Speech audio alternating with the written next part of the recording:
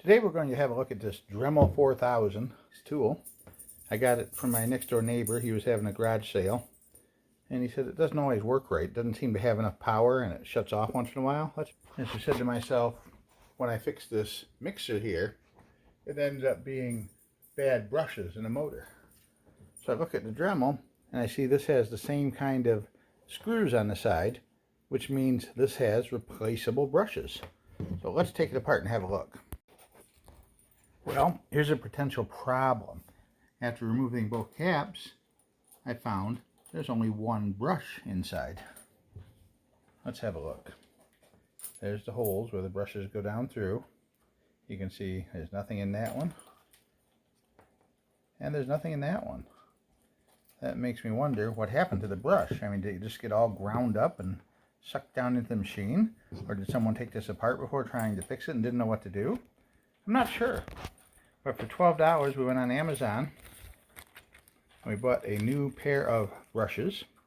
And these are genuine Bosch Dremel brand parts, original equipment for this. We're going to put them in and see if that helps. Installing the missing brush did not solve the problem. It's still not running right.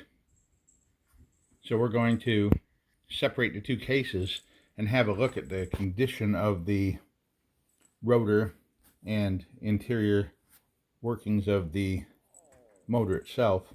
So we're going to take it apart. There's just a series of screws here. It looks like maybe 5 screws, and they are size T10 Torx bit. You're going to need a screwdriver like this probably to take them out because they're kind of deep down in there. Well, let's take a look inside. And we can see there's a problem here. This silvery gold colored barrel over here, or hollowed out piece, is where the brush slides into. And you saw me put the brush in when we put that together. And we can look at this. We can see that the brushes had been bad for quite a while by how chewed up the rotor is here. When it's damaged like this, we can usually clean that up enough to make it run normally. We're using a wire brush, a little tiny bit of emery cloth or sandpaper, and cleaning all the debris and gouges off of this, we can make it run again. But in this case, we're not going to be able to. The problem is, if you look over here on this side, there's no brush holder. See how the brush holder is there? There's no brush holder over here. Something has happened, and you'll see what right here. If we look at the other side, it has totally melted down. That's the actual brush down there, I believe. And this whole side of it has overheated and melted down. This is going to be really beyond worthwhile fixing. Alright, well, thanks for watching.